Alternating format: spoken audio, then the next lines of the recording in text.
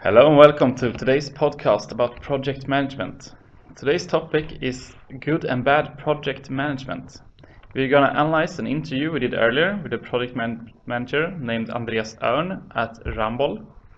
We started asking him a bit about his background in project management, and he had many years experience working as a project manager in various construction projects. And he told us a bit about how Ramboll work with different kind of projects, and they classify every project from A to D depending on the size and complexity, where A is the most complex project. And the smaller project, classified D and E, does not require the use of all the templates for documentations in order to make them easier to manage.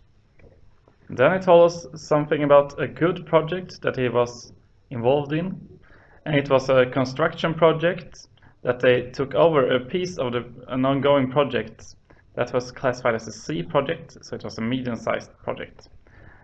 Ramboll began with a pre-study that was more like an analysis of the situation, which gave them a really good overview of what was needed to be done.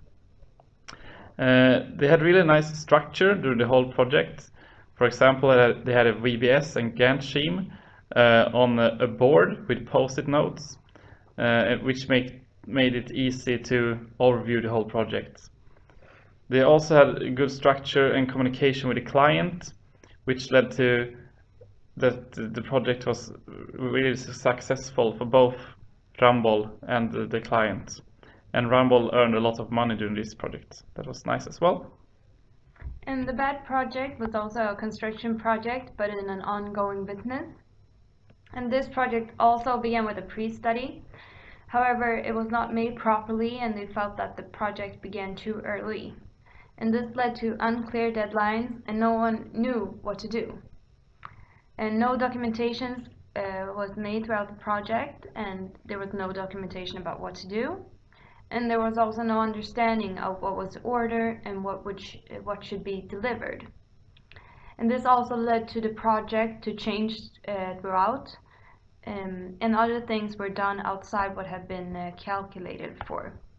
And hence the budget and documentations was not prioritized. And according to Anders Örn, everyone dug their head in the sand and went on without stopping and analyzing the situation. The main thing that differ in these two projects is communication and documentation. When they first started the projects, they did a pre-study in both of the cases, but the good project had a much more detailed version of it.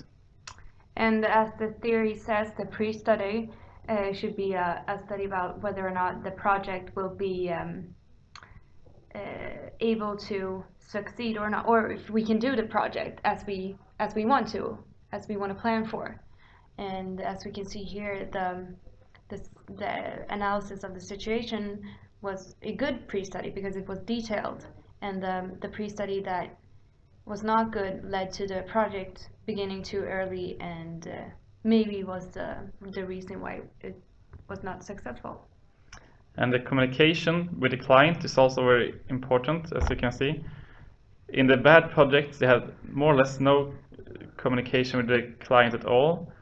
But in the good project, they had, every time they stepped up in some kind of trouble, they talked to the client and said, should we do like this or that?